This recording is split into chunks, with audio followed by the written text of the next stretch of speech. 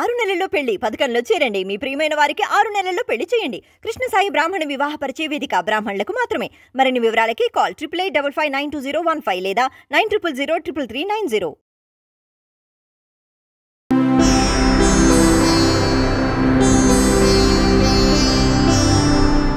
వీక్షకులందరికీ నమస్కారం.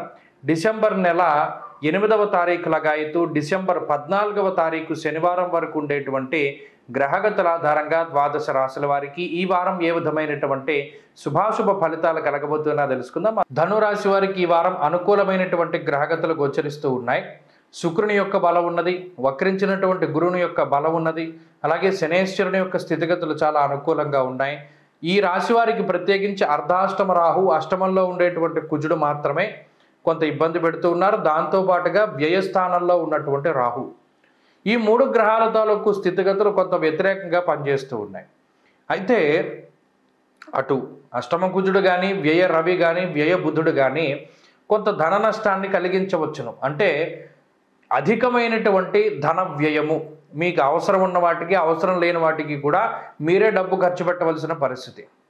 బంధుమూలకంగా ధనాన్ని ఖర్చు పెట్టడం, స్వస్థాననాశనం జైవ బంధురోగో ధనక్షయం అన్నది శాస్త్రం. అలాగే అర్ధాష్టమ రాహు వైద్యానికి డబ్బు ఖర్చు పెట్టిస్తాడు. ఇలా 2, 3, 4 కోణాల్లో డబ్బు బయటికి వెళుతూ ఉంటుంది. కేవలం ఒకే మార్గంలో డబ్బు వస్తూ ఉంటుంది. అంటే ఇక్కడ ఏంటి, మనకు వచ్చేది కన్నా బయటికి వెళ్ళిపోయేది ఎక్కువగా ఉన్నది. దానివల్ల అష్టమంలో కుజుడిచ్చే ఫలితం వస్తుంది. స్థాననాశం రుణచ్ఛేదం అష్టమస్తే ధరాసుతే. కాబట్టి అక్కడ గ్రహస్థితి పీకల మీద కూర్చున్నట్టే ఉంది. అంటే ఏంటి, వచ్చేది తక్కువ పోయేది ఎక్కువ, అంటే సంపద తక్కువ ఖర్చు ఎక్కువ. ఈ ఒక్క విషయంలోనూ ధనురాశి వారు జాగ్రత్త పడాలి తప్పితే మిగతా అన్ని విషయాలు కూడా చాలా బాగున్నాయి. అంటే ఉద్యోగం కానీ, వ్యాపారం కానీ ఇవన్నీ కూడా సానుకూలంగానే ఉన్నాయి. ఇందులో భయంకరమైన నష్టాలు ఏమీ రావు. కాకపోతే మీ జీవన విధానం కానీ, అనుకోని ఖర్చులు కానీ ఎక్కువ రావడం వల్ల ఆర్థిక వ్యవస్థే కొంత ఇబ్బంది పెడుతూ ఉంటుంది.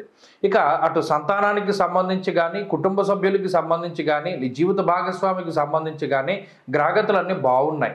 వారితో ఉండేటువంటి సఖ్యత బాగున్నది.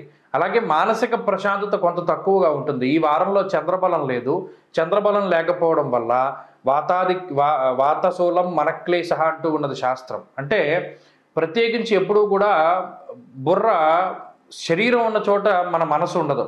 అది ఎప్పుడు పరిగెడుతూనే ఉంటుంది. ఏకాగ్రత ఉండదు. ఏదైనా చదువుదా ఉంటే చదవలేరు, మనసు నిలబెట్టలేకపోతారు. ఇదొక్కటి కొంత ఏకాగ్రత లోపంగా మనం చెప్పచ్చు. ధనురాశి వారు ఎప్పుడు పరాగ్గా ఉంటారు. ఇంకా మీకు అర్థమయ్యేలా చెప్పాలంటే పరాకుగా, అంటే ఉన్న చోట ఉండకుండా మనసు ఎక్కడో ఆలోచన చేస్తూ ఉంటుంది. ఈ ఒక్క విషయంలోనూ కొంత జాగ్రత్తలు తీసుకోవాలి. అలాగే ఎప్పుడూ కూడా చెప్పుడు మాటలు వినకూడదు. ఎవరిని కూడా ఒక పల్లెత్తు మాట మనం సొంతంగా అనకూడదు.